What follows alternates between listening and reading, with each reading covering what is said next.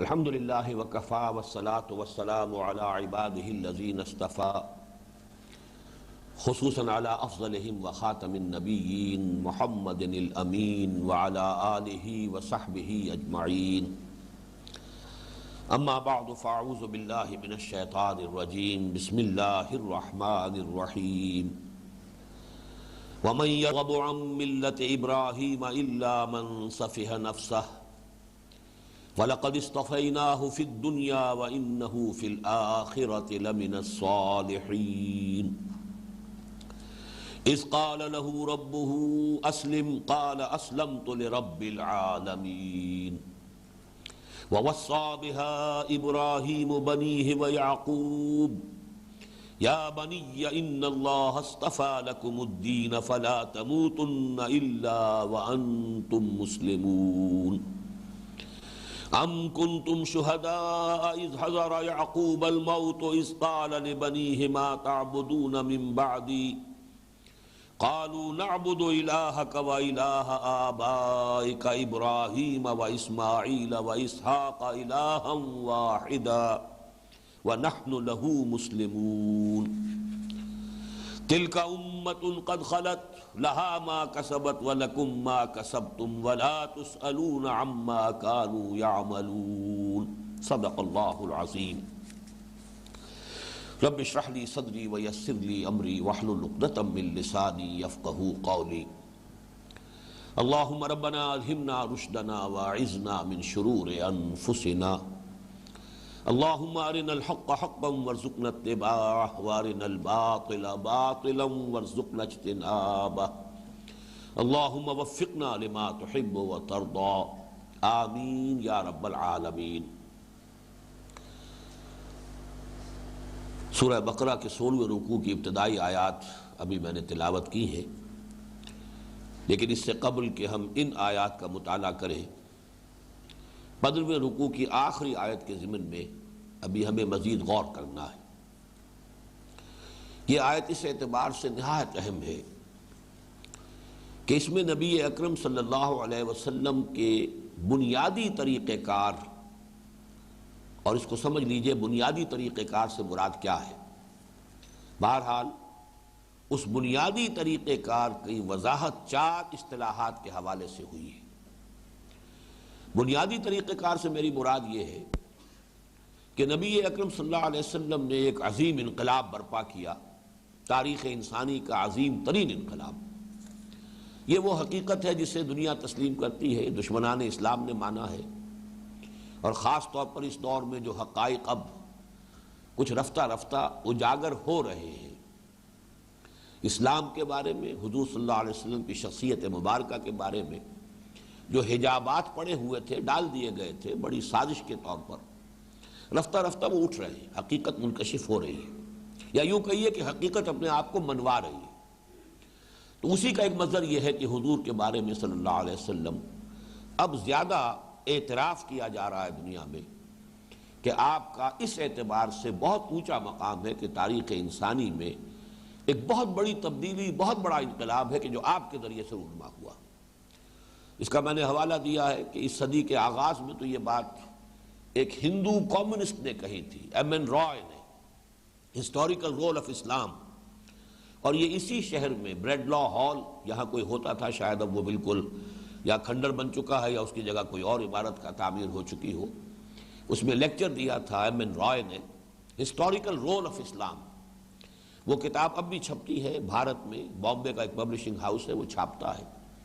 واقعہ یہ ہے کہ میں نے کسی مسلمان کے ہاتھ سے بھی اس حقیقت کو اتنے واشگاہ الفاظ میں بیان ہوتے ہوئے نہیں دیکھا ہے کہ تاریخ انسانی کا عظیم ترین انقلاب وہ تھا جو محمد نے برپا کیا۔ بڑے پیارے انداز میں اس نے کہا ہے کہ کہنے والے کہہ دیتے ہیں کہ اور بھی بڑے بڑے واقعات ایسے ہوئے ہیں، اٹیلا ہے وہ فتح کرنے کے لیے چلا ہے منگولیا کے علاقے سے اور پہنچ گیا ہے یورپ کے میدانوں تک جا کے فتح کرتا ہوا، چنگیز خان کہاں سے کہاں پہنچ گیا، سکندر کہاں سے کہاں آ گیا، لیکن یہ کہ اسلام کی جو فتوحات کا معاملہ تھا یہ قطعاً اس کیٹیگری کی شے نہیں ہے۔ اسلام کے ذریعے سے ایک نئی تہذیب، نیا تمدن، نیا نظام دنیا میں آیا ہے، روشنی پھیلی ہے۔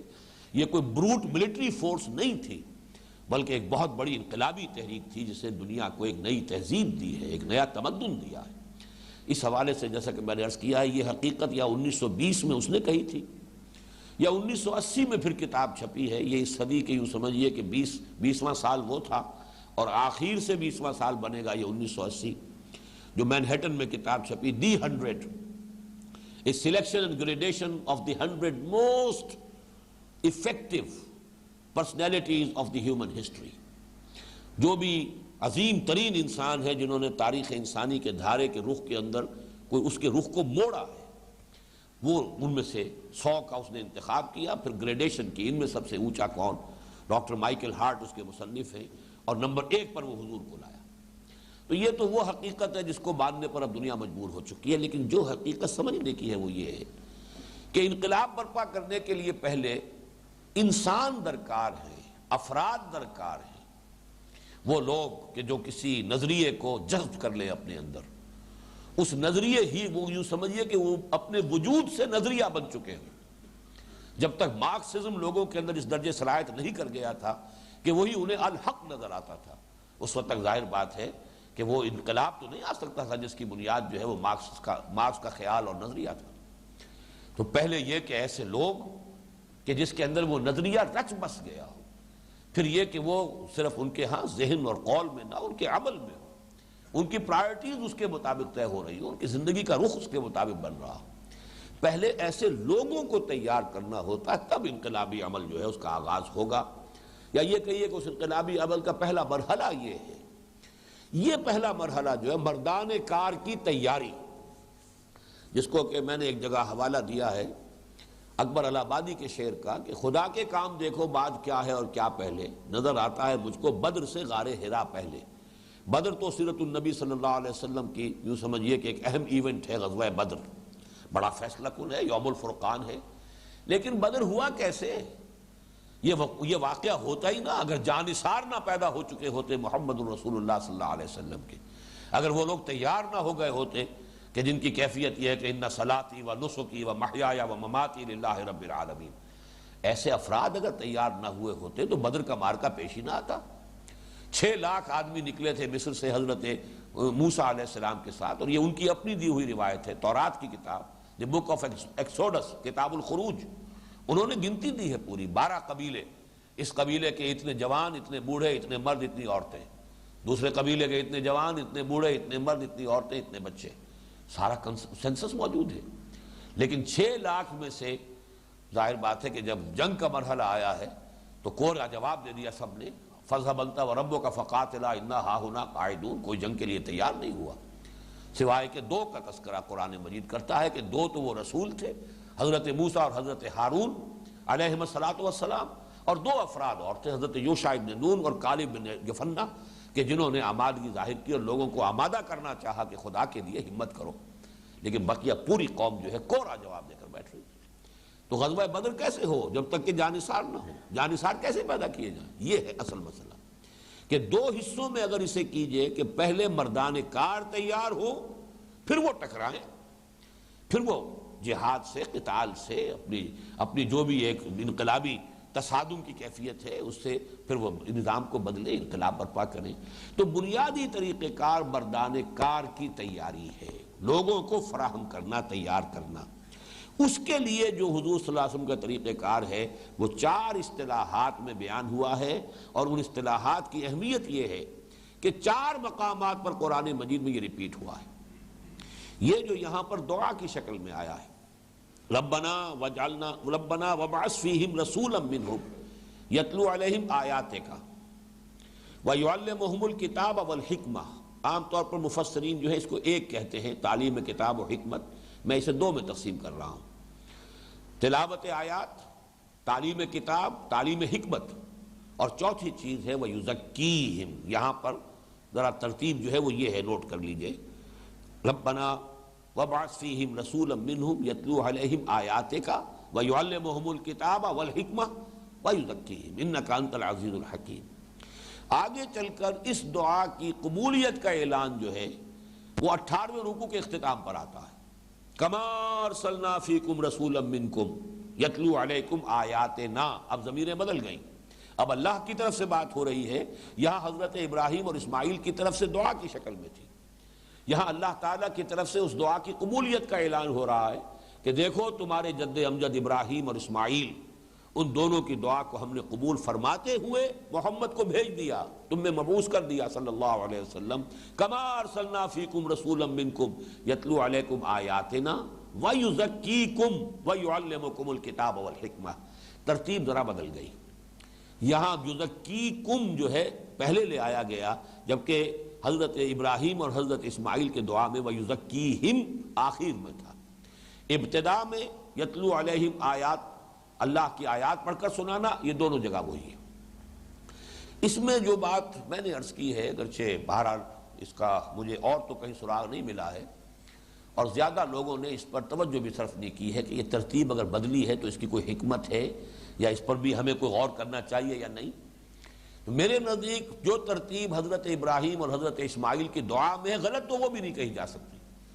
دو جلیل القدر پیغمبر ہیں، فرض کیجئے حضرت اسماعیل علیہ السلام اس وقت تک جبکہ تعمیر کعبہ کا یہ کام کر رہے تھے، فرض کیجئے اس وقت تک نبوت اور رسالت سے سرفراز نہ بھی ہوئے ہوں، تب بھی ان کی نیکی اور ان کی جو بھی طبیعت کے اندر جو ان کی صالحیت ہے وہ تو اس سے نمایاں ہے کہ اپنی گردن ڈال دی تھی کہ ابا جان یہ اللہ تعالیٰ کا حکم پورا کیجئے، میں حاضر ہوں۔ اور حضرت ابراہیم تو 100 برس کی عمر کے پہنچے ہوئے ہیں، اللہ کے رسول ہیں، تو ان کی دعا میں غلطی نہیں ہو سکتی۔ اگر ہم یہ کہیں کہ یہ ترتیب غلط ہے تو یہ تو توہین ہو جائے گی اور ان کی عصمت پر حملہ ہو جائے گا، لیکن ہم یہ کہہ سکتے ہیں کہ کوئی امپروومنٹ ہے، ضرور ہے، جستجو کے خوب سے ہے خوب تر کہاں، شاید وہ بھی صحیح ہے، لیکن صحیح تر وہ ہے کہ جو اللہ تعالیٰ کے کلام میں وارد ہوئی ترتیب، کما ارسلنا فیکم رسولا منکم یتلو علیکم آیاتنا ویزکیکم ویعلمکم الکتاب والحکمہ۔ اور اس کا پھر ثبوت مزید یہ ہے کہ 2 مرتبہ پھر یہ قرآن مجید میں مضمون آیا۔ میں اس حوالہ اس لیے دے رہا ہوں تاکہ بات واضح رہے کہ ایک تو یہ کہ چاروں اصطلاحات قرآن مجید میں 4 دفعہ آ رہی، اور ایک یہ کہ یہ ترتیب جو ہے جو بدلی ہے، جو سورہ بقرہ کے 18ویں رکوع میں آئے گی، بعد میں بھی 2 مرتبہ وہی ترتیب آئی ہے۔ اگر کہیں اللہ تعالیٰ نے کسی اور مقام پر یہ ترتیب اختیار فرما لی ہوتی کہ جو حضرت ابراہیم اور حضرت اسماعیل کے دعا میں ہے علیہ الصلاۃ والسلام، تو پھر ہم کہتے کوئی فرق نہیں، یوں کہہ لیا جائے یوں کہہ لیا جائے کوئی فرق نہیں۔ لیکن چونکہ قرآن مجید میں اللہ تعالیٰ کی طرف سے جب یہ بات آ رہی ہے تو تینوں مرتبہ ترتیب ایک ہی ہے، اور وہ یہی ہے جیسے کہ سورہ آل عمران میں بھی آیا، لَقَدْ مَنَّ اللَّهُ عَلَى الْمُؤْمِنِينَ إِذْ بَعَثَ فِيهِمْ رَسُولًا مِّنْ أَنفُسِهِمْ يَتْلُو عَلَيْهِمْ آيَاتِهِ وَيُزَكِّيهِمْ وَيُعَلِّمُهُمُ الْكِتَابَ وَالْحِكْمَةَ۔ اور پھر یہ مضمون آیا ہے سورہ جمعہ میں، هُوَ الَّذِي بَعَثَ فِي الْأُمِّيِّينَ رَسُولًا مِّنْهُمْ يَتْلُو عَلَيْهِمْ آيَاتِهِ وَيُزَكِّيهِمْ وَيُعَلِّمُهُمُ الْكِتَابَ وَالْحِكْمَةَ۔ تو 3 مرتبہ قرآن مجید میں اللہ تعالیٰ کی طرف سے یہ بات آئی، اور ترتیب وہ ہے تلاوت آیات، پھر تزکیہ، پھر تعلیم کتاب، پھر تعلیم حکمت۔ اور میں یہ سمجھتا ہوں کہ اس کے بارے میں یہ انداز تعبیر ہم اختیار کر سکتے ہیں، اس میں کوئی حرج نہیں ہے کہ اس میں یقیناً امپروومنٹ ہے، غلط وہ بھی نہیں۔ وہاں یہ ہے کہ حضرت ابراہیم اور اسماعیل کی دعا میں تزکیہ گویا کہ بلند ترین شے قرار پاتی ہے، اس سب کا حاصل تزکیہ ہے، انسان کا پاک ہو جانا، اس کے نفس کا ہر طرح کے برے رجحانات سے، برے میلانات سے پاک ہو جانا، صاف ہو جانا، تزکیہ نفس، یہ گویا کہ مقصود کے درجے میں آ گیا۔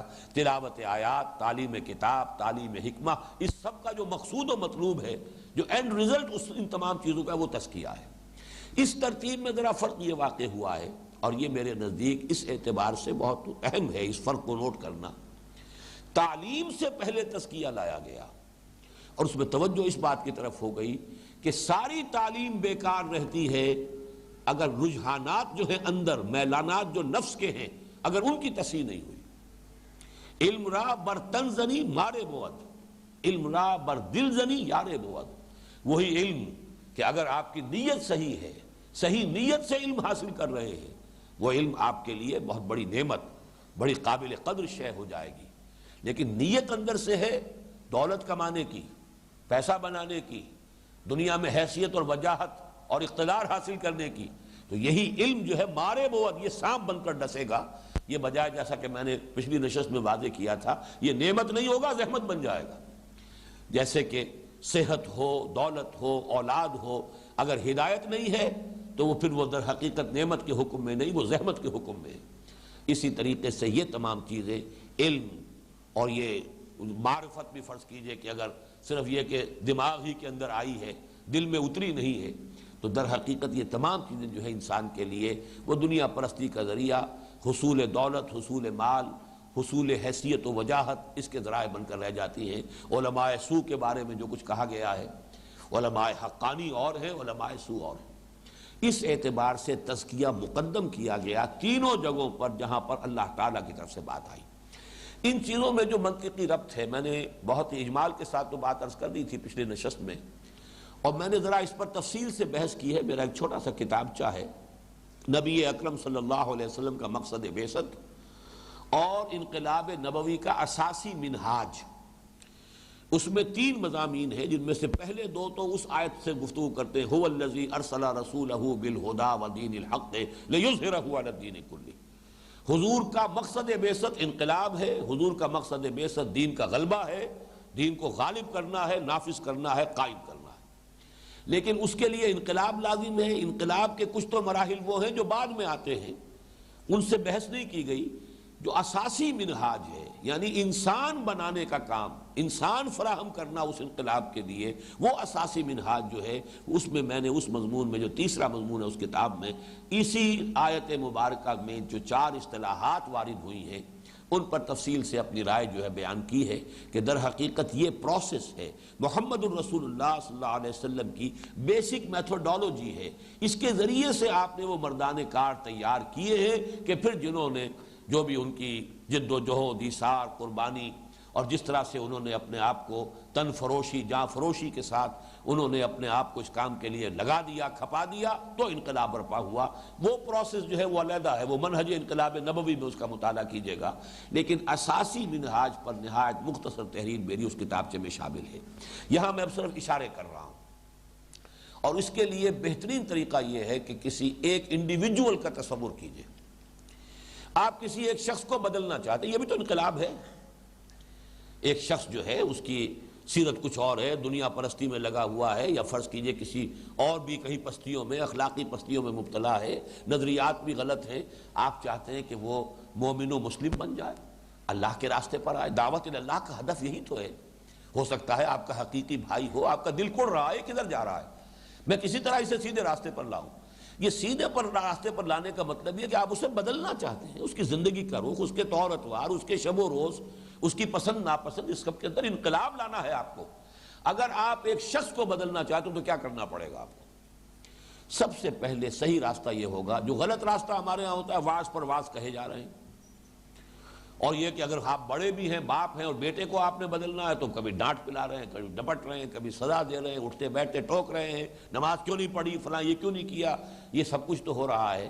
لیکن وہی بات جو ہے دوسرے مفہوم میں جو کہی گئی ہے کہ ہر کسے از ظن خود شد یار من وزدرون من نہ جست اسرار من، ہر ایک شخص جو ہے اپنے خیال میں میرا دوست بنا پھرتا ہے، لیکن کوئی میرے اندر جھانک کر نہیں دیکھتا کہ میرے اندر کیا ہے، کون سی دھن ہے جو مجھے لگی ہوئی ہے، یا کون سی سوچ ہے جو مجھے دامن گیر ہے، اس کے اوپر کوئی غور ہی نہیں کرتا۔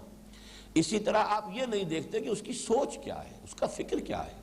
آپ کہتے ہیں نماز پڑھ، نماز فرض ہے، اب فرض کیجئے وہ اللہ ہی کو نہیں مانتا، اس کے دماغ میں الحاد نے ڈیرے لگا لیے ہیں، مادہ پرستی کا غلبہ ہے، اس نے تو فلسفہ پڑھا ہے جس فلسفے کے نتیجے میں وہ اب کسی بھی شے کو ماننے والا نہیں ہے۔ قرآن تو بہت بات کی بات ہے، جس کا کلام ہے قرآن اسے نہیں مانتا، جو لے کر آیا ہے قرآن کو اسے وہ نہیں مانتا۔ تو پہلے جائزہ لیجئے اس کی سوچ کیا ہے، اس کا فکر کیا ہے، حقیقی سوچ، حقیقی فکر کیا ہے۔ اس فکر کو بدلیے، اس کی سوچ کو بدلیے، اس کے نقطہ نظر کو بدلیے۔ جب تک یہ تبدیلی نہیں آئے گی، آپ کے دباؤ سے وہ کسی وقت نماز پڑھ لے گا، وہ نماز اپنی نہیں پڑھ رہا ہوگا، وہ آپ کے دباؤ کی پڑھ رہا ہوگا۔ جیسے ضیاء الحق صاحب کے زمانے میں وہ نماز آرڈیننس کا جو دفاتر میں اہتمام ہوا، ظہر کی نماز پڑھی جاتی تھی، تو وہ تو در حقیقت بعض لوگ کہتے تھے یہ ضیاء الحق کی نماز ہے، اللہ کی نماز تو نہیں ہے۔ وہ نماز اندر سے نہیں ابھرتی تھی، بلکہ وہ تو ایک حکم تھا، حکم حاکم مرگ مفاجات، وہ اس کے حکم کے طور پر نماز پڑھی جا رہی۔ جب آپ نہیں ہوگے وہ نماز نہیں پڑھے گا۔ اس حوالے سے پہلا کام یہ ہے، اگر واقعی آپ چاہتے ہیں کہ وہ بدل جائے تو اس کی سوچ بدلیے۔ سوچ بدلے گی تو اس کا عمل بدلے گا، اور عمل میں سب سے پہلے دیکھیے، نوٹ کیجئے کہ انسان، ایک نارمل انسان کے اندر اس کی سوچ اور اس کے عمل کے اندر ایک لازم و ملزوم کا رشتہ ہوتا ہے. میں نے ایک لفظ کا اضافہ کیا، نارمل انسان. کچھ مریض انسان ہوتے ہیں، وہ کوئی کام کرنا بھی چاہتے ہیں، قوت ارادی ساتھ نہیں دے رہی. چاہتے ہیں، فی الواقع بلیو کرتے ہیں، جانتا ہوں ثواب طاعت و زہد پر طبیعت ادھر نہیں آتی، جانتا ہوں، مانتا ہوں سب کچھ، اللہ کو بھی مانتا ہوں، آخرت کو بھی مانتا ہوں، لیکن پھر بھی طبیعت ادھر نہیں آ رہی. یا یہ کہ ارادہ کرتا ہوں، سگریٹ چھوڑنے کا نہ معلوم کتنی مرتبہ فیصلہ کیا، نہیں چھوڑ سکتا. وہ پھر جو ہے پھر کر دوبارہ شروع ہو جاتی ہے. وہ قوت ارادی، یہ نہیں کہ معلوم نہیں ہے، اسے معلوم ہے میری صحت کے لیے مضر ہے، میرے لیے مہلک ہے، میرے سارے ویل وشرز کہہ رہے ہیں، سارے فزیشنز کہہ رہے ہیں، سارے ڈاکٹر کہہ رہے ہیں چھوڑ دو، لیکن نہیں چھوڑ سکتے، اپنی عادت کے ہاتھوں مجبور. معلوم ہوا کہ قوت ارادی مضبوط نہیں. یہ اب نارمل بات ہے، اس کو چھوڑ دیجئے. نارمل انسان کا معاملہ یہ ہوگا، جو اس کی سوچ ہوگی وہ اس کے عمل میں ریفلیکٹ کرے گی. اگر اس کا عمل غلط ہے تو اس کی وجہ یہ ہے کہ اس کی سوچ غلط ہے. وہ یہ جانتا ہی نہیں یا مانتا نہیں ہے حقیقتاً کہ آخرت بھی کوئی شے ہے اور مرنے کے بعد اللہ کے حضور بھی حاضر ہونا ہے. یہ اس کو یقین نہیں ہے. لہذا بابر میں عیش کوش کہ عالم دوبارہ نہیں. اس کا منطقی نتیجہ یہ ہے کہ جو عیش کر سکتے ہو کرو، جو کما سکتے ہو کماؤ، حلال سے حرام سے کس چکر میں پڑ گئے ہو. جہاں ہاتھ پڑتا ہے ڈالو ہاتھ. جو بھی عیش جو ہے تم حاصل کر سکتے ہو عیش حاصل کرو. بابر میں عیش کوش کہ عالم دوبارہ نہیں. دوبارہ تو زندگی آنی نہیں، دوبارہ کوئی عالم نہیں، کوئی پوچھ گچھ نہیں، کوئی باس پرس نہیں، کوئی حساب کتاب نہیں. حیات ثم موت ثم باس خرافات یا ام عمرو. تو یہ جو ایک شعر ہے عرب شاعر کا، یہ سب خرافات ہے. کیا ہے یہ تو ہونے والی باتیں نہیں ہیں جو بتائی جا رہی ہیں. لیکن اگر کسی کے دل میں وہ اللہ پر ایمان اور آخرت کا ایمان آ گیا، اب خود بخود اس کے عمل کی اصلاح ہوگی. اس کا نام ہے تزکیہ. فکر صحیح ہوئی اندر سے تو وہ جو غلط فکر سے غلط اعمال جو غذا پا رہے تھے گویا کہ اندر سے جڑیں کٹ گئیں. وہ جیسے پتے جو ہے جھڑ جاتے ہیں پت جھڑ کے موسم میں، خود بخود آپ نہیں انہیں اتار رہے، کوئی نہیں جھاڑ رہا، وہ خود بخود گر گئے. اس لیے کہ اندر سے ان کا وہ رشتہ منقطع ہو چکا ہے. پت جھڑ کے اندر در حقیقت ان کا وہ رشتہ جو ہے شاخ کے ساتھ وہ خود کمزور ہو چکا ہے. درخت کی کسی کی اگر جڑ جو ہے وہ کاٹ دی گئی ہے تو وہ درخت مرجھا جائے گا، ختم ہو جائے گا، پھر وہ لکڑی ہے، سوختنی لکڑی ہے. تو غلط اعمال، غلط عادات کی بنیاد غلط نظریات ہے، غلط فکر ہے، غلط سوچ ہے، غلط فلسفہ ہے. اگر آپ نے صحیح فلسفہ، صحیح فکر اس کو عطا کر دیا تو اب ظاہر بات ہے کہ وہ غلط اعمال کو جو غذا نہیں مل رہی وہ پتجھڑ کے پتوں کی جان جھڑ جائیں گے. اب گویا کہ زمین تیار ہو گئی تزکیہ کے بعد. اب کہیے اللہ نے نماز فرض کی ہے، وہ پڑھے گا فوراً، بار بار کہنے کی ضرورت نہیں ہے. ایک مرتبہ علم میں آنے کی بات ہے. اللہ کو وہ پہلے مان چکا ہے، یقین پیدا ہو چکا اللہ کا، آخرت کا یقین اس کے اندر آ چکا ہے، محمد الرسول اللہ کی رسالت کا یقین آ چکا ہے، قرآن مجید کے منزل من اللہ ہونے اور کلام اللہ ہونے کا یقین آ چکا ہے. لہذا اب تو صرف ایک بات کی ضرورت ہے کہ بات کہہ دی جائے کہ یہ حرام ہے. اس کے آگے کسی فلسفے کی ضرورت نہیں، کسی اضافی دلیل کی ضرورت نہیں، شراب کی خرابیوں پر، مضرتوں پر کوئی بڑے لمبے چوڑے مقالے لکھنے کی ضرورت نہیں. یہی بات ہے. دیکھیے نوٹ کیجئے کہ سود کی حرمت کا حکم آیا تو جب ایک اعتراض وارد کیا گیا کہ یہ بھی تو کچھ مشابہت ہے، انما البیع مثل الربا، تو جواب میں صرف ایک بات کی گئی، وَأَحَلَّ اللَّهُ الْبَيْعَ وَحَرَّمَ الرِّبَا. اللہ نے بیع کو حلال کیا ہے، ربا کو حرام کیا ہے، بات ختم ہوئی. تم یہ بتاؤ تم اللہ کو مانتے ہو کہ نہیں مانتے؟ تم محمد کو اللہ کا رسول مانتے ہو کہ نہیں مانتے؟ تم قرآن کو اللہ کا کلام مانتے ہو کہ نہیں مانتے؟ اگر مانتے ہو تو اللہ کا حکم ہے، رسول نے پہنچا دیا، قرآن میں نازل ہو گیا. آگے کوئی اور دلیل طلب کرنے کا تمہارا حق نہیں ہے. نہیں مانتے تو پہلے اللہ پر بات کریں گے، آخرت پر بات کریں گے، قرآن پر بات کریں گے، پھر ابھی سود پر بات کرنے کی ضرورت ہی نہیں. سیدھی سیدھی بات. یہی وجہ ہے دیکھیے کہ جیسے ہی حکم آیا تھا، جن کی عادتیں تھیں ساری عمر سے شراب پی رہے تھے، وہ ایسے انہوں نے چھوڑی ہے شراب کہ پھر دیکھا نہیں ادھر، بلکہ جنہوں نے ابھی پی تھی انہوں نے حلق میں انگلیاں ڈال کے قے کر دیے. ابھی پی رہے تھے تو کلی کر دیے، فوراً برتن توڑ دیے. یہ سارا کام ہو گیا. اور یہ معجزہ کیوں ہوا؟ کہ ترتیب یہ ہے، پہلے وہ ایمان راسخ کرو، اس کے نظریے میں اگر الحاد ہے، مادہ پرستی ہے، اس کو نکالو، اس کی جڑیں ختم کرو. اس کے نظریہ تو ہے مارکسزم کا، اس کا نظریہ تو ہے ڈائلیکٹیکل میٹیریلزم کا، یہ اس کے دماغ کے اندر تو بیٹھا ہوا ہے لاجیکل پازیٹیوزم. یہ کیسے خدا اور رسول اور آخرت اور قرآن اور حلال اور حرام اور صحیح اور غلط، یہ کیا باتیں کر رہے ہیں؟ ان باتوں کا کوئی ریلیونس ہی نہیں ہے. اس کے فکر سے، اس کی سوچ سے، اس کے دماغ کے صغرا کبرا سے اس کا کوئی تعلق ہی نہیں. تو پہلے یہ ترتیب اگر ہے تو اب صرف بتا دینا کافی ہے کہ یہ حلال ہے، یہ حرام، یہ جائز ہے، یہ ناجائز ہے۔ اس کے بعد ہے اصل میں جو یہ تو ہے گویا کہ ایک فرد کی تکمیل کے درجے میں تو یہ بات مکمل ہو گئی۔ اب بتاؤ کتاب یہ حکم ہے، یہ نماز فرض ہے، یہ چیز حرام ہے۔ آگے کچھ لوگ ہوتے ہیں، یہ سب لوگ نہیں ہوتے، جن میں استعداد ہو کہ وہ جو اصول ہیں ان احکام کے پیچھے ان کو پہچانے۔ یہی وہ لوگ ہیں کہ جن کو پھر بعد میں مجتہد کہا گیا ہے۔ مجتہد کون ہوتے ہیں؟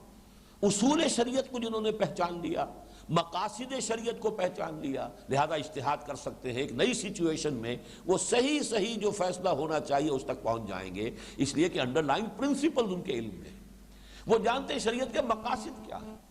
اگر کوئی شخص نہیں جانتا ہے یہ تو ٹھیک ہے، وہ حکم پر تو عمل کرے گا، اس درجے میں تو اس کا اجر و ثواب اس کا اللہ کے یہاں محفوظ ہے، لیکن یہ کہ اس کے اندر وہ باطنی بصیرت پیدا نہیں ہوگی کہ پھر وہ کسی اور نئے حکم کو بھی خود تلاش کر سکے۔ لیکن اگر یہ انسائٹ پیدا ہو چکی، جس کے لیے میں نے پچھلے نشست میں آپ کو بتایا تھا کہ شیخ الہند نے لفظ استعمال کے تہ کی باتیں، وہ ہر شے کی بنیاد میں کوئی چیز کار فرما ہوتی ہے، کوئی اس کے مقاصد ہے، کوئی اس کی حکمت ہے۔ اگر یہ پہچان لیں تو پھر وہ انٹرنل الائنمنٹ اتنی ہو جاتی ہے، انلائٹنمنٹ، اتنی بصیرت باطنی حاصل ہو جاتی ہے کہ پھر انسان خود اپنا راستہ دیکھتا ہے اور اجتہاد کرتے ہوئے آگے چلتا ہے۔ اور یہ نوٹ کر لیجئے، اس امت کے لیے یہ انتہائی اہم شے تھی، اس لیے کہ نبوت ختم ہو گئی، اللہ تعالیٰ نے ہدایت جو قرآن کے اندر دے دی ہے، اب وحی کی راستے سے تو کوئی مزید ہدایت آنے والی نہیں۔ کوئی نیا مسئلہ اس میں شریعت کا حکم کیا ہے، وحی کی کھڑکی نہیں کھلے گی بتانے کے لیے کہ اس نئے مسئلے میں حکم یہ ہے۔ یہ سارا حکم امت کو خود تلاش کرنا ہے، اجتہاد کرنا ہے، ان اصولوں کو سمجھ کر، ان مقاصد کو سمجھ کر، ان میں اولیت کس شے کو ہے، ثانوی شے کیا ہے، اصل اور جڑ کی حیثیت کس کی ہے، فرع کون سی ہے، ان کو سمجھنا یہ ہے در حقیقت حکمت۔ یہ گویا کہ تعلیم و تربیت نبوی کا درجہ تخصص ہے، یہ اسپیشلائزیشن کا سٹیج ہے محمد رسول اللہ کی تعلیم و تربیت کا، جس میں انسان میں وہ اجتہادی بصیرت پیدا ہو جائے۔ یہ پروسیس ہے افراد کو بدلنے کی۔ اب یہ کہ اسی کو ذرا پھیلا لیجئے، ہیومن سوسائٹی، انسانی معاشرہ، یہ بھی در حقیقت ایک فرد کی طرح بیہیو کرتی ہے، اس لیے کہ اس میں بھی ایک برین ٹرسٹ ہوتا ہے، اس معاشرے کا برین ٹرسٹ۔ آج کل تو لفظ بڑے بڑے استعمال ہوتے ہیں، تھنک ٹینک بنتے ہیں، لیکن یہ کہ اس سے ذرا علیحدہ کر کے برین ٹرسٹ ہر سوسائٹی کا ایک برین ٹرسٹ ہے، ایک انٹلیکچوئل ایلیٹس کا، انٹیلیجنسیا کا ایک طبقہ ہے، سوچنے کا کام وہ کرتا ہے، عام لوگ نہیں کرتے۔ عام لوگوں کی حیثیت جو ہے وہ جیسے ہمارے جسم میں ہاتھ پاؤں ہیں، حرکت کرنا، بھاگنا، دوڑنا، پکڑنا، کسی شے سے کام کرنا، یہ باقی تمام ہاتھ پاؤں سے ہوں گے، لیکن فیصلہ یہ یہاں ہوتا ہے، کدھر جانا ہے اس کا فیصلہ دماغ سے ہوگا۔ البتہ جب فیصلہ ہو جائے جانا ہے، اب یہ قدم آپ کو لے کر چلیں گے۔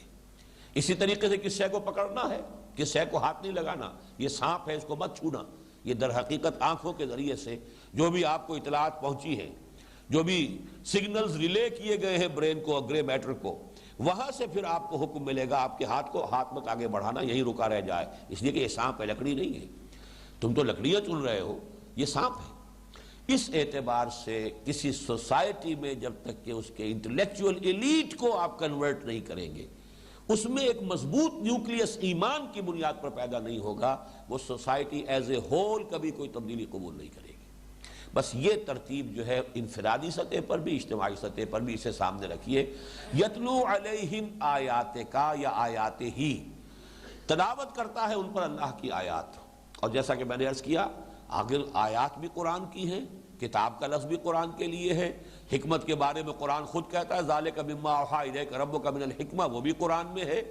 صرف ایک لفظ تزکیہ ایسا ہے کہ جس کا بظاہر جو ہے کوئی تعلق قرآن کے ساتھ نہیں جڑتا، معلوم ہوتا ہے کوئی علیحدہ شے ہے، حالانکہ حقیقت میں وہ بھی قرآن کا جز ہے۔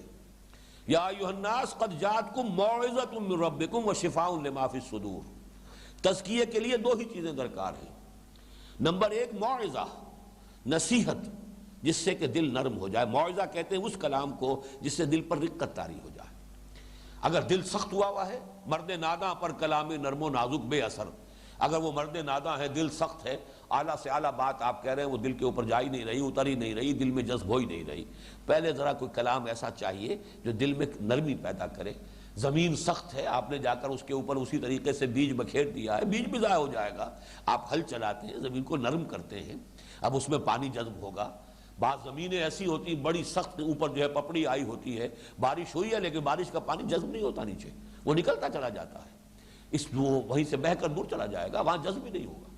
لیکن یہ کہ اگر زمین میں پانی جذب ہوگا تو بہرحال اس کی رویدگی جو ہے برآمد ہوگی، وہاں سبزہ اگے گا۔ تو دل کو نرم کرنے کے لیے موعظہ وہ بھی قرآن ہے، پھر اس کے اندر وہ جذب ہونے کی صلاحیت، دوا اندر جذب ہوگی تو اس کی تاثیر ہوگی۔ اس لیے فرمایا شفاء لما فی الصدور، جب یہ قرآن اندر اترتا ہے، دل کے اندر جذب ہوتا ہے، تو پھر یہ جو بھی سینے کے اندر جو امراض ہیں، سینے کے اندر کے جو امراض ہیں، جو دل کے امراض ہیں، وہ ضد ہے، تعصب ہے، حسد ہے، تکبر ہے، بغض ہے، وہ جو تعصب ہے، کسی چیز کے اوپر جو ہے ادھار کھا لینا ہے کہ اس کی تو لازماً مخالفت کرنی ہے۔ شقاق کا لفظ اسی رکوع میں آگے چل کر آئے گا، فَإِنَّمَا هُمْ فِي شِقَاقٍ، کسی شخص کے ساتھ ایسا بغض ہو گیا ہے کہ اس کی کوئی بات نہ سننی ہے نہ ماننی ہے۔ یہ ہے حب مال ہے، حب جاہ ہے، یہ حب دنیا ہے، یہ امراض ہے۔ ان سب کا ازالہ قرآن سے ہوگا۔ گویا کہ ان چاروں چیزوں میں در حقیقت محور قرآن ہے۔ قرآن کا ایک حصہ وہ کہ جو ایمانیات سے بحث کرتا ہے، غلط فکر کی، الحاد کی، مادہ پرستی کی، شرک کی، کفر کی، نفاق کی، ان کی نفی کرتا ہے، بیخکنی کرتا ہے۔ یہ ہے تلاوت آیات، اور اس کے ذریعے سے اس کے نتیجے میں ایمان باللہ، ایمان بالآخرہ، ایمان بالرسالہ، یہ دلوں کے اندر راسخ کرتا ہے۔ یہ پہلا عمل ہے یتلو علیہم آیاتک۔ اس کا پھر دوسرا نتیجہ تزکیہ، ذہن کے اندر سے برے خیالات نکل گئے، تزکیہ ذہن ہو گیا، تزکیہ فکر ہو گیا، تطہیر افکار ہو گئی۔ تطہیر افکار کا منطقی نتیجہ ہے تطہیر اعمال، اس لیے کہ غلط عادات و اطوار، غلط اعمال غلط فکر کی بنیاد پر تھے، جڑیں وہاں تھی۔ اب غلط فکر وہاں سے ختم ہوا، یہ تو تمام بری عادتیں جو ہیں پت جھڑ کے پتوں کی طرح جھڑ جائیں گی۔ اب زمین تیار ہو گئی، بتائیے یہ تمہارے لیے حلال کیا گیا۔ بلکہ قرآن مجید سے معلوم ہوتا ہے جب یہ زمین تیار ہو گئی صحابہ کی، وہ خود بڑھ کر پوچھتے تھے یسألونک ماذا ينفقون، یسألونک عن الخمر والمیسر، یسألونک عن المحیض۔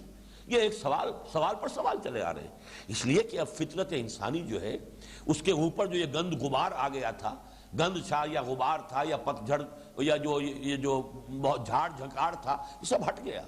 اب فطرت کے تقاضے اندر سے ابھر رہے ہیں، وہ خود پوچھتے ہیں، خود سوال کر رہے ہیں، اور سوال کے بعد جوابات دیے۔ جو جواب آیا سر تسلیم خم ہے، یا جو حکم آیا تعمیل کے لیے تیار ہے۔ زمین تو پہلے سے تیار ہے، آپ نے بیج ڈالا، اب وہاں سے آپ کو لہلہاتی ہوئی فصل مل جائے گی۔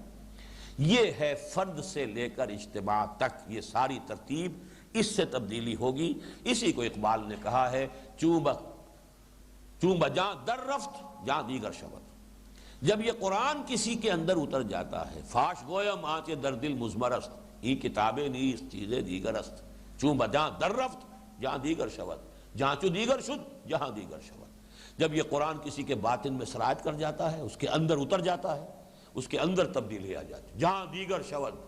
اب یہ اندر کا انسان بدل گیا، اندر کی سوچ بدل گئی، نقطہ نظر بدل گیا، افکار بدل گئے، نظریات بدل گئے، مقاصد بدل گئے، پسند و ناپسند کے معیار بدل گئے، ہر شے بدل گئی۔ اندر کی تبدیلی پھر یہ ہے جو اصل میں تبدیلی بنتی ہے، اور یہ پھر فرد سے فرد تک، ایک سے دوسرے تک، چراغ سے چراغ روشن ہوتا چلا جاتا ہے، اور معاشرے کے اندر پھر ان لوگوں کو جمع کر کے اور پھر ایک انقلابی جد و جہد کے ذریعے سے نظام تبدیل کیا جا سکتا ہے۔ جہاں چو دیگر شد جہاں دیگر شود۔ یہ ہے سارا وہ فلسفہ جو یہاں بیان ہوا، جو اساسی منہاج ہے محمد الرسول اللہ صلی اللہ علیہ وسلم کے انقلاب کا۔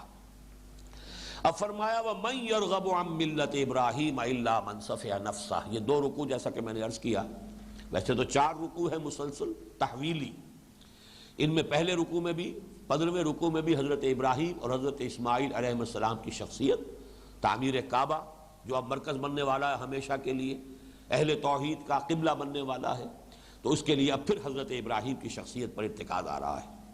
وَمَن يَرْغَبُ عَن مِّلَّةِ إِبْرَاهِيمَ إِلَّا مَن سَفِهَ نَفْسَهُ۔ اور کون ہوگا جو ملت ابراہیمی سے روگردانی کرے سوائے اس کے جس نے اپنے آپ کو حماقت ہی میں مبتلا کر لیا ہو۔ رغبت کا لفظ عربی زبان میں 2 طرفہ لفظ ہے اپنی اصل کے اعتبار سے۔ رغبہ الہ، رغبہ عن۔ الہ ہو تو کسی شے کی طرف رغبت ہونا ہے، اس کی طرف مائل ہونا، رغبت ہونا، اس کو پسند کرنا، اور رغبہ عن کسی شے سے متنفر ہو جانا، کسی شے سے اعراض کرنا، کسی شے سے فرار اور گریز کا راستہ اختیار کرنا، تو رغبہ دونوں طرف جائے گا۔ اسی طریقے سے مالا الا مالا عن، مال سے میلان، میلان کسی شے کی طرف اور میلان کسی شے سے کے برعکس، یعنی اس سے ہٹنا، اس سے بعد، اس سے دوری پیدا ہو جانا، تو یہ الفاظ دو طرفہ ہیں۔ صرف صلہ جو ہے اس کے ساتھ اگر الہ ہوگا تو اس شے کی جانب رغبت ہے، اور اگر عن ہوگا تو اس کی طرف سے نفرت کی شکل ہے۔ وَمَن يَرْغَبُ عَن مِلَّةِ ابراہیم، ملت کا لفظ سمجھ لیجئے، اگرچہ یہ تقریباً دین کے ہم معنی ہے، اس کی لغوی اصل کے اعتبار سے تو بڑی لمبی چوڑی بحثیں ہیں۔ املال کے معنی لکھوانا بھی ہے، جیسا کہ آئے گا اسی سورہ مبارکہ میں آخر میں جا کر جو آیت الدین ہے، فَلْيُمْلِلْ، تو املا کرائے، تو املال لکھوانا بھی ہے۔ تو اس سے یہ کہ جو شے لکھی ہوئی ہے، طے شدہ ہے، معین ہے، یہ گویا کہ جو سنت ثابتہ ہے اللہ کی، وہ گویا کہ ملت۔ اس معنی میں لفظ دین اور لفظ ملت تقریباً ہم معنی ہیں، البتہ استعمال جو ہے یوسیج، وہ دین جو ہے وہ اللہ کی طرف بھی اس کی نسبت ہوگی اور بندوں کی طرف بھی ہو جاتی ہے۔ میرا دین، لکم دینکم ولی دین، تمہارے لیے تمہارا دین، میرے لیے میرا دین۔ دین اللہ، اللہ کا دین ہے۔ وَرَأَيْتَ النَّاسَ يَدْخُلُونَ فِي دِينِ اللَّهِ أَفْوَاجًا، دین کی ایک تیسری نسبت نبی کی طرف بھی ہوتی، دین محمد، اللہم انصر من نصر دین محمد صلی اللہ علیہ وسلم۔ تو دین کی نسبتیں تینوں ہو سکتی ہیں، جبکہ ملت کی نسبت اللہ کی طرف نہیں ہوگی، اور ملت کی نسبت افراد کی طرف بھی نہیں، میری ملت، یہ کوئی اس کا استعمال جائز نہیں ہوگا۔ البتہ جمع کسی قوم، کسی امت کے ملت جو ہے اس کی طرف نسبت ہو جائے گی، یا پھر ملت کا لفظ آتا ہے اس نبی اور رسول کے لیے کہ جو در حقیقت اس کے لیے جڑ اور بنیاد کی حیثیت رکھتا ہے، ملت ابراہیم، ملت محمد صلی اللہ علیہ وسلم، لیکن اللہ، ملت اللہ کا لفظ جو ہے وہ استعمال نہیں ہوگا، جبکہ دین اللہ، دین و محمد، دینی، دینکم، دینہو، دینی، یہ تمام الفاظ دین جو ہے اس کی ساری نسبتیں ممکن ہیں، جبکہ ملت کے لیے یہ خاص معاملہ ہے، اللہ کے لیے لفظ ملت نہیں آتا۔ وَمَن يَرْغَبُ عَن مِلَّةِ إِبْرَاهِيمَ إِلَّا مَن صَفِحَ نَفْسَهُ، کون ہوگا کہ جو اعراض، انکار یا تنفر یا فرار کا راستہ اختیار کرے ابراہیم کے طریقے سے، سوائے اس کے سفیہ، بے وقوف کو کہتے ہیں، احمق کو، صفیہ نفسہ، جس نے اپنے آپ کو خود حماقت میں مبتلا کر لیا۔ وَلَقَدْ اصْطَفَيْنَاهُ فِي الدُّنْيَا، اور ہم نے تو اسے پسند فرما لیا تھا دنیا میں بھی، حضرت ابراہیم علیہ السلام، اور استفاء کا لفظ تمام رسولوں کے لیے آتا ہے۔ ان اللہ اصطفى آدم ونوحا وآل ابراہیم وآل عمران علی العالمین، یہ سورہ آل عمران میں آئے گی آیت، اور ہمارے منتخب نصاب میں سورہ حج کا آخری رکوع، اللہ یصطفی من الملائکۃ رسلا ومن الناس۔ تو اسی طرح حضرت ابراہیم بھی اللہ تعالیٰ کے رسول ہیں، برگزیدہ ہیں، پسندیدہ ہیں۔ وَلَقَدْ اصْطَفَيْنَاهُ فِي الدُّنْيَا وَإِنَّهُ فِي الْآخِرَةِ لَمِنَ الصَّالِحِينَ، اور آخرت میں بھی یقیناً وہ صالحین کے زمرے میں ہے۔ صالحین جو ہے اصل میں تمام پوری جماعت کے لیے آ جاتا ہے، چاہے وہ صدیقین ہوں، انبیاء ہوں، شہداء ہوں، پھر صالحین۔ وہ آیت مبارکہ جو ہے سورہ نساء کی، فَأُولَٰئِكَ مَعَ الَّذِينَ أَنْعَمَ اللَّهُ عَلَيْهِم مِّنَ النَّبِيِّينَ وَالصِّدِّيقِينَ وَالشُّهَدَاءِ وَالصَّالِحِينَ۔ تو وہاں صالحین ایک کیٹیگری بھی ہے، سٹارٹنگ پوائنٹ بھی ہے، سب سے نیچے بیس لائن صالحین، اس سے اوپر شہداء کا رتبہ ہے، اس سے اوپر صدیقین کا مقام ہے، اور اس سے اوپر سب سے بلند انبیاء کرام کا مقام ہے۔ لیکن ان سب کو بھی چونکہ بیس لائن صدیقی جو صالحیت ہے، تو گویا کہ سب کے سب صالحین میں اس لفظ کے اندر سب مشترک ہوں گے، سب شامل ہوں گے۔ اذ قال له ربه اسلم قال اسلمت لرب العالمین، یہاں پر یا تو جب جو آیا ہے، یاد کرو جب، لیکن یہاں جب کے آگے یا تو جب کہیے یا جب کبھی جب اضافہ کریں گے تب اس کا مفہوم ادا ہوگا۔ اذ قال له ربه اسلم، جب بھی کہا اس سے اس کے رب نے فرما برداری اختیار کرو، اب یہ نیا حکم آیا ہے، تابعداری اختیار کرو۔ قال اسلمت لرب العالمین، فوری اس کا جواب، اس کا طرز عمل، یا اس کے جو یوں سمجھیے تصویر حال، ان کا طرز عمل یہ رہا کہ میں اپنا سر جھکاتا ہوں، اسلمت لرب العالمین، سر تسلیم خم کر رہا ہوں اس ہستی کے سامنے جو تمام جہانوں کی مالک اور پالنہار اور پروردگار ہے۔ جب ایسا ہوا، یہاں پھر نوٹ کر لیجئے اسلام کا وہ مفہوم جو میں نے پچھلی نشست میں بھی عرض کیا تھا کہ اسلام اگر آپ ویسے لائیں گے تو بیس لائن ہے، اس سے اوپر ایک رتبہ ایمان، اس سے اوپر احسان، لیکن یہ کہ یہ اسلام یہاں جو لفظ آ رہا ہے وہ در حقیقت ان تمام مراتب کو سمیٹے ہوئے ہے. جیسے صالحین میں وہ تمام مراتب آ گئے کہ جو انبیاء اور صدیقین اور صالحین کے ہیں، لفظ صالحین میں وہ سب شامل ہو گئے، ایسے ہی یہاں پر لفظ ان دونوں رکوعوں میں لفظ اسلام اس معنی میں آیا ہے جو اصل حقیقت ہے اسلام کی، ہمتن ہما وجوہ، سر تسلیم خم کر دینا. قال اسلمت لرب العالمین، یہ گویا کہ وہی بات ہو گئی جو پچھلے رکوع میں آئی تھی وَإِذِ ابْتَلَىٰ إِبْرَاهِيمَ رَبُّهُ بِكَلِمَاتٍ فَأَتَمَّهُنَّ. اور یاد کرو جب کہ آزمایا ابراہیم کو اس کے رب نے بڑی بڑی باتوں میں، بڑے بڑے امتحانات میں ڈالا، اس نے ان سب کو پورا کیا، وہ سب میں پورا اترا. وہی بات یہاں اس معنی میں آ گئی اذ قال له ربه اسلم، جب جب کہا اس کے رب نے اس سے کہ اطاعت کر، سر جھکا دے. قال اسلمت لرب العالمین، ہمیشہ اس کا طرز عمل یہی رہا، خواہ کوئی حکم تھا، خواہ 100 برس کے بوڑھے کو 13 برس کے اکلوتے بیٹے کے ذبح کرنے کا حکم آیا ہے، سر تسلیم خم رہا. وہاں بھی لفظ اسلام آیا ہے، نوٹ کیجئے. فلما اسلما وتلہ للجبین ونادیناہ ان یا ابراہیم قد صدقت الرؤیا انا کذالک نجزی المحسنین.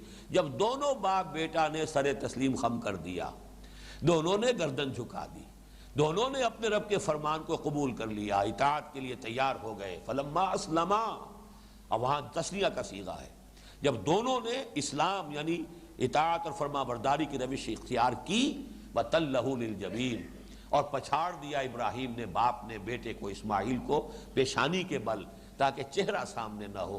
وہ شفقت پدری جو ہے وہ کہیں اس وقت عین وقت پر جو ہے ہاتھ میں کہیں ارتعاش پیدا نہ کر دے. للجبین وضاحت کی قرآن نے کہ اسے پیشانی کے بل لٹایا ہے تاکہ چہرہ سامنے نہ رہے. وَنَادَيْنَاهُ يَا إِبْرَاهِيمُ، اور ہم نے پکارا اسے، ہے ابراہیم قد صدقت الرؤیا، تم نے تو اپنا خواب پورا کر دیا. انا كذلك نجزي المحسنين. قال اسلمت لرب العالمین ووصى بها ابراہیم بنیہ ویعقوب، اور اسی کی وصیت کی ابراہیم نے اپنے بیٹوں کو اور یعقوب نے بھی علیہم الصلاۃ والسلام. بہا کی ضمیر کے بارے میں دو آراء ہیں. یہ صاحب کشاف جو ہیں علامہ زمخشری، ان کی رائے تو یہ ہے کہ بہا کی ضمیر قریب میں اس قول کی طرف جائے گی اسلمت لرب العالمین، یعنی اسی روش، اسی طرز عمل کی وصیت کی ابراہیم نے بھی اپنے بیٹوں کو اور یعقوب نے بھی. لیکن یہ کہ اکثر لوگوں کی رائے یہ ہے کہ اس کا بہا کی ضمیر ہے وہ ملت کی طرف جا رہی ہے. وَمَنْ يَرْغَبُ عَنْ مِلَّةِ إِبْرَاهِيمَ إِلَّا مَنْ سَفِهَ نَفْسَهُ، کون ہوگا جو ملت ابراہیمی سے اعراض کرے سوائے اس کے کہ جس نے اپنے آپ کو حماقت میں مبتلا کرنے کا فیصلہ ہی کر لیا. تو ملت کی جگہ یہاں پر بہا کا لفظ آیا ہے، وَوَصَّى بِهَا إِبْرَاهِيمُ بَنِيهِ وَيَعْقُوب. میرے نزدیک علامہ زمخشری کی رائے زیادہ مضبوط ہے. ضمیر کا مرجع جو ہے ہمیشہ قریب ترین تلاش کرنا چاہیے، الا یہ کہ پھر اس کا کوئی اور رکاوٹ ہو. ابراہیم نے بنی، بیٹے، بنین سے اصل میں بنا ہے، بنون، بنین، اور بنین میں جب ہا کی ضمیر آ گئی جس کی طرف یہ مضاف ہو گیا تو وہ نون گر گیا، بنی. تو نوٹ کیجئے اس سے بھی ثابت ہو رہا ہے کہ کم سے کم 3 بیٹے، 2 پر تو تثنیہ کا صیغہ آتا. تو نوٹ کیجئے کہ حضرت ابراہیم کے 8 بیٹے تھے. بہت کم لوگوں کو یہ چیز معلوم ہے. 2 بیٹے تو مشہور ہیں بہت، حضرت حاجرہ، ان سے حضرت اسماعیل کی ولادت ہوئی. سب سے بڑے بیٹے وہی ہیں، وہی ذبیح اللہ ہیں، وہی ہے کہ جو خانہ کعبہ کی تعمیر میں ان کے ہیلپر ہیں، مددگار ہیں، معاون ہیں. پھر حضرت حاجرہ مصری ہے، مصر کے اس وقت کے بادشاہ کی بیٹی ہے، شہزادی کہیے، لیکن یہ کہ جب اس نے اپنے نکاح میں دیا ہے یا پیش کیا حضرت ابراہیم کو اپنی بیٹی کو تو کنیز کہہ کر پیش کیا، جیسے کہ تواضع میں کہا جاتا ہے، یہ آپ کی خدمت گزاری میں رہے گی. تو اس لیے یہودیوں نے کنیز بنا دیا انہیں، اور وہ کنیز ہی کنیز زیادہ جو ہے گویا کہ حضرت اسماعیل جو ہیں وہ تو چونکہ اصل منکوحہ بیوی سے نہیں تھے بلکہ کنیز سے تھے تو درجے میں گویا کہ کم ہوئے. یہ سارا انہوں نے اسی بنیاد پر جو ہے یہ ساری عمارت کھڑی کی ہے، حالانکہ وہ شہزادی تھی مصر کی اور شاہ مصر کی بیٹی تھی. یہ ایک علیحدہ مسئلہ ہے، اس پر پھر کبھی گفتگو ہوگی. سب سے بڑے بیٹے اسماعیل، ذبیح اللہ وہی ہیں. حضرت سارہ جو عراقی ہیں، عراق کے ہی تھے حضرت ابراہیم بھی، اور آپ کے خاندان ہی سے حضرت سارہ بھی ہیں. تو حضرت سارہ جو ہے ان کے بطن سے پھر حضرت اسحاق کی پیدائش ہوئی، جن کے 2 بیٹے تھے، عیسو اور یعقوب. پھر تیسری بیوی حضرت ابراہیم علیہ السلام کی قطورہ، بنی قطورہ. یہ 5 بیٹے ہیں کہ جو حضرت ابراہیم کے تیسری بیوی سے ہیں. ان میں سے ایک زیادہ مشہور ہے مدیان یا مدین. اس لیے کہ اس کی نسل تھی جو جا کر آباد ہوئی ہے اس جگہ پر جسے مدین کہا جاتا ہے، علاقہ مدیان یا مدین کا، اور ان کی نسل میں حضرت شعیب کی جو ہے جو بعثت ہوئی ہے اللہ کے ایک رسول کی حیثیت سے، وہ تیسری شاخ میں ہے۔ درمیان میں کوئی نبوت یا رسالت نہیں ہے حضرت ابراہیم سے حضرت شعیب تک، اور جو پہلی نسل تھی اس میں حضرت ابراہیم رسول تو ہے، حضرت اسماعیل رسول ہے، پھر کوئی رسول اور نبی نہیں ہے حضور صلی اللہ علیہ وسلم تک۔ البتہ یہ جو درمیانی جو ہے نسل کی شاخ حضرت اسحاق، ان کے دو بیٹے یعقوب اور عیسو، یعقوب کو نبوت دی ہے، عیسو نبی نہیں تھے، پھر ان کے 12 بیٹے ہیں کہ جن سے یہ نسل ابراہیمی چلی ہے۔ تو وصیت کی اسی بات کی ابراہیم نے بھی اپنے بیٹوں کو اور یعقوب نے بھی۔ حضرت یعقوب کی 4 بیویوں سے 12 بیٹے تھے۔ یا بنی، اب یہ ہے وہ وصیت، یا بنی ان اللہ اصطفیٰ لکم الدین۔ ایک بات اور نوٹ کر لیجئے کہ ویسے تو وصیت کا لفظ عام ہے، کسی بھی وقت نصیحت کی جائے، تاکیدن کی جائے، لیکن عام طور پر یہ انتقال کے وقت کے لیے جو بات کہی جاتی ہے، کسی فوت ہونے والا شخص جو بات کہتا ہے، وصیت کا لفظ جو ہے اسی پر اس کی اطلاق ہوتی ہے۔ اور یہاں آگے ظاہر ہو جائے گا کہ جو حضرت یعقوب کی وصیت ہے اس کا تذکرہ ہو رہا ہے، اذ حضر یعقوب الموت اذ قال لبنیہ ما تعبدون من بعدی۔ تو معلوم یہ ہوتا ہے کہ جیسے کوئی دولت مند آدمی ہے، مالدار ہے، تو وہ اپنی موت کے وقت جو ہے وہ اپنی دولت اور اثاثے اور ایسٹس اور کس سے کیا لینا ہے، کس کو کیا دینا ہے، ظاہر بات ہے یہی اس کی اہم ترین شے ہوتی ہے، تو وہ اپنی اولاد کو اسی کے بارے میں مطلع کرے گا۔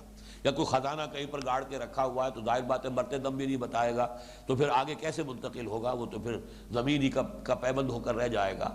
تو کسی دولت مند آدمی کے لیے موت کے وقت کی وصیت ہوتی ہے جائیداد کے بارے میں، دولت کے بارے میں، اپنے ایسٹس کے بارے میں۔ حکیم انسان، دانا انسان، جیسے کہ حضرت لقمان کا معاملہ بھی جو ہے وہ در حقیقت وصیت ان کے انتقال کے وقت ہی کی معلوم ہوتی ہے کہ حضرت لقمان نے اذ قال لقمان لابنہ وہو یعظہ یا بنی لا تشرک باللہ۔ اسی طریقے سے یہ وصیتیں جو ہیں حضرت ابراہیم، حضرت یعقوب کی، بلکہ تورات میں تو اس کا ذکر نہیں ہے۔ البتہ یہ کہ احبار یہود کے اپنے جو اقوال ہیں ان میں ان کا ذکر موجود ہے، اور گنزبرگ نے ایک کتاب لکھی ہے کہ یہود کی جو ٹیلز اینڈ سٹوریز ہیں، جوش سٹوریز، اس میں جو ہے ان چیزوں کا تذکرہ اس نے کیا ہے، اور تقریباً یہی الفاظ جو آگے آ رہے ہیں یہ اس کے اندر موجود ہیں۔ یا بنی ان اللہ اصطفیٰ لکم الدین، اے میرے بیٹو اللہ نے تمہارے لیے دین کو پسند کر لیا ہے۔ الدین، اب یہاں پھر دیکھیے الف لام یہاں لگا ہوا ہے، یہاں پر گویا کہ معہود ایک دین، وہ دین اسلام ہے۔ ان الدین عند اللہ الاسلام، اس کی وضاحت آگے بھی ہو رہی ہے، فلا تموتن الا وانتم مسلمون۔ تو دیکھنا ہرگز موت نہ آنے پائے تمہیں۔ اب یہاں دیکھیے تموتن، ہرگز مت مرنا، لیکن یہاں مراد کیا ہے؟ موت جو ہے در حقیقت وہ تو انسان کے اختیار میں نہیں ہے، نہ اسے یہ اختیار ہے کہ وہ کب آئے اور کب نہ آئے۔ تو موت نہ آنے پائے تمہیں مگر حالت فرما برداری میں۔ یہاں پر اسلام کا ترجمہ کر کے لوگ اسلام کی حالت میں موت آئے تو اس آیت کی حقیقت جو ہے وہ اسے گویا کہ گزر جاتے ہیں بغیر اس پر غور کیے۔ اسلام تو ہم سب کے سب مسلمان ہیں، یہ سب جو مرتے ہیں ہمارے عزیز رشتہ دار تمام مسلمان دنیا میں حالت اسلام ہی میں مر رہے ہیں، سب کے سب مسلمان ہیں، نماز جنازہ پڑھی جا رہی ہے، لیکن حقیقت اسلام کے معنی فرما برداری۔ دیکھنا موت نہ آنے پائے مگر فرما برداری کی حالت میں۔ اور جیسا کہ یہ چونکہ جو خطبہ نکاح حضور کا مسنونہ خطبہ ہے، اس میں جو آیت آتی ہے، پہلی آیت جو آپ پڑھا کرتے تھے خطبہ نکاح میں، یا ایھا الذین آمنوا اتقوا اللہ حق تقاتہ ولا تموتن الا وانتم مسلمون، اس کی وضاحت میں یہ خطبات میں تفصیل سے بیان کیا کرتا ہوں، اکثر لوگوں نے سنا ہوگا، یہاں بہرحال اس درس کی ضرورت کے لیے میں اسے ریکارڈ کرا رہا ہوں کہ یہ جو اس کا مقصد کیا ہے، مطلب کیا ہوا، چونکہ موت کا کچھ پتہ نہیں کس لمحے آ جائے، لہذا اگر کسی نے طے کیا ہو کہ مجھے نہیں مرنا مگر فرما برداری کی حالت میں، تو ایک ہی شکل ہے کہ کوئی لمحہ بھی نافرمانی میں بسر نہ ہو، اس لیے کوئی اختیار تمہارے پاس نہیں، اسی لمحے موت آ سکتی ہے۔ کس کے پاس یہ یقین ہے کہ میں شراب پی لوں گا، اس کی جو بھی سکر اور اس کی جو نشے کی لذت ہے وہ لے کر پھر میں اس سے نکل بھی آؤں گا، پھر توبہ کر لوں گا، پھر آ جائے موت، کیا پتہ ہے اسی حالت میں موت آ جائے۔ بڑی حسرت ناک موت ہے۔ اسرار الحق بجاز، بہت بڑے شاعر، لکھنؤ میں، اور موت کس طرح ہوئی؟ آخری جو گھڑیاں ہوتی جن کو آپ small hours of the morning کہتے ہیں، کہیں 2-3 بجے کسی شراب خانے سے نکلے ہیں، نشے میں دھت چکرا کر گرے ہیں، کروٹ لی ہے، نالی میں گئے، نالی میں ہی موت واقع ہوئی ہے، وہاں سے لاش برآمد ہوئی۔ یہ بھی ہوتا ہے، کس قدر حسرتناک موت ہے۔ کس کے پاس گارنٹی ہے کہ میں اس گناہ سے فارغ ہو جاؤں گا، پھر توبہ کا بھی مجھے موقع مل جائے گا اور پھر میں موت جو ہے اس وقت تک کے لیے ٹال سکتا ہوں؟ اگر تو طے کرنا ہے کہ نہیں مرنا ہے مگر فرما برداری کی حالت میں، تو ایک ہی راستہ ہے، اور وہ یہ کہ کوئی لمحہ نافرمانی میں بسر نہ ہو۔ فَلَا تَمُوتُنَّ إِلَّا وَأَنْتُمْ مُسْلِمُونَ، یہ ہے اس کی تاکید کا جو انداز ہے، ورنہ تو اس میں کوئی وزن ہی نہیں ہے، کوئی زور کلام ہی سرے سے نہیں ہے۔ دیکھنا اسلام کی حالت میں مرنا، جیسا کہ ہم مر رہے ہیں، سب کے سب جو ہیں مسلمان ہی ہیں جو مر رہے ہیں۔ وہ سود خور بھی مسلمان ہے، شراب خور بھی مسلمان ہے، جو بھی کچھ حرام خور ہے، جو بھی کچھ ہے مسلمان ہے، مسلمان تو ہے، قانوناً تو مسلمان ہے، لیکن اصل جو یہاں کہنے کا مقصد ہے وہ اسلام جس کا اوپر ذکر آیا ہے، اذ قال له ربه اسلم قال اسلمت لرب العالمین، وہ اسلام سر تسلیم خم رہے جو حکم آئے۔ فلا تموتن الا وانتم مسلمون ام کنتم شہداء اذ حضر یعقوب الموت۔ اب یہاں پہ کس سے خطاب ہو رہا ہے؟ یہود سے، بنی اسرائیل، اور یعقوب اب یہ اسرائیل ہے۔ تورات میں باقاعدہ یہ الفاظ ہیں، یعقوب ان کا نام رکھا تھا والد نے، اس لیے کہ اصل میں یہ دونوں جڑواں بھائی پیدا ہوئے تھے، عیسو اور یعقوب۔ تو جو بعد میں پیدا ہوئے یعقوب، پہلے ولادت ہوئی ہے، ظاہر بات ہے دو بچے پیدا ہوتے ہیں ایک ہی وقت میں، تو ایک پہلے ہے دوسرا بعد میں۔ الفاظ یہ آتے ہیں کہ یعقوب اپنے بھائی عیسو کی ایڑیاں پکڑے ہوئے تولد ہوا، اس کی ولادت اس طور سے ہوئی کہ بھائی جو ہے بڑا شمار ہوگا، وہ چاہے 2 منٹ کا فرق ہو، وہ بڑا بھائی جو ہے پہلے ولادت ہو گئی تھی، اس کی ایڑیاں پکڑے ہوئے، گویا کہ اس کے بعد اس کے عقب میں اس کے پیچھے یعقوب کی ولادت ہوئی، اس کے نام یعقوب ہے۔ لیکن اللہ تعالیٰ نے پھر تورات میں یہ آیت موجود ہے کہ تمہارا نام آئندہ سے اسرائیل ہوگا، اب تم اسرائیل کہے جاؤ گے۔ اسرائیل معنوی لفظ ہے، عبداللہ، اسر، اسیر کا لفظ جو جس سے بنا ہے، بندھا ہوا انسان، اسی سے اسرا ہے، خاندانی بندھن کے اندر جو بندھے ہوئے ایک دوسرے کے ساتھ، وہ ایک اسرا ہے، ایک خاندان ہے۔ اسی سے اسیر ہے کہ جو قید ہے، بندھا ہوا ہے، پابند ہے، کہیں جا نہیں سکتا اپنی آزاد مرضی سے، نظر بند ہے کہیں گھر میں یا کسی جیل میں قید ہے۔ تو یہ جو اسر یہاں پر لفظ ہے، اسر یہ ہے بمانی عبد، عبد وہی ہے کہ جو بندھا ہوا ہے، پابند ہے۔ جیسا کہ حضور نے فرمایا کہ مثل المومن کا مثل الفرس فی عقیتہ، مومن کی مثال اس گھوڑے کی سی ہے جو اپنے کھوٹے سے بندھا ہوا ہے۔ ایک مومن کو، ایک مسلمان کو تو بہرحال اللہ کے احکام کے کھوٹے سے بندھے رہنا ہے۔ تو اسرائیل، ایل اللہ کے لیے ہے، اور یہ عبداللہ، یہ گویا کہ اللہ تعالیٰ کی طرف سے انہیں دیا ہوا خطاب ہے۔